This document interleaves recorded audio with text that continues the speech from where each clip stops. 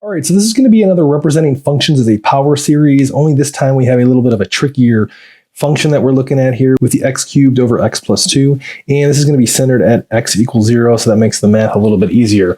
First thing I'm going to do is I want it to look like a geometric series, so what I'm going to do is pull that x to the third off the top of there, so it's going to be x to the third times the quantity 1 over x plus 2, so I'm going to write that in real quick. So I'm pulling that x to the third in front.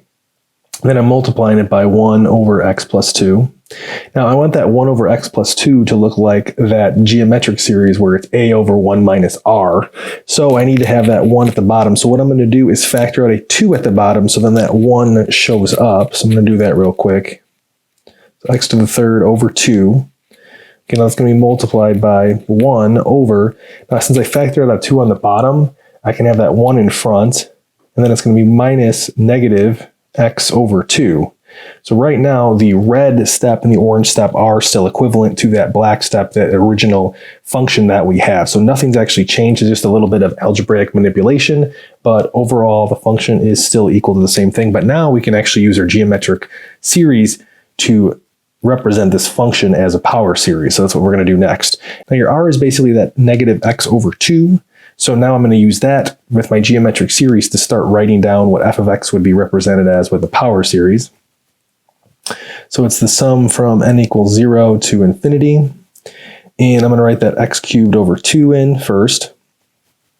And then it's just going to be the power series where the r is equal to negative x over 2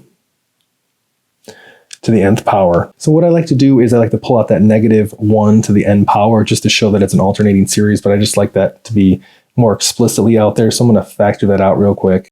Still multiply by the x to the third over 2, and then now I'm just multiplying by x over 2 to the n power. Again, the blue and green step are still equal. I really haven't changed that much. I just like the way this looks a little bit better. Okay, next I'm going to find the interval of convergence, which means I'm setting the r, the absolute value of r, in this case that x over 2, less than 1. Now since it's the absolute value, I can just do x over 2 is between negative 1 and 1, non-inclusive. And then I'm just solving here to find my interval of convergence to be right there from negative 2 to 2 for x, and the actual power series that represents that f of x function, that x to the third over x plus 2 is going to be represented by that right there. So that's another example of representing a function using power series. If you have any questions about anything in this video, let me know.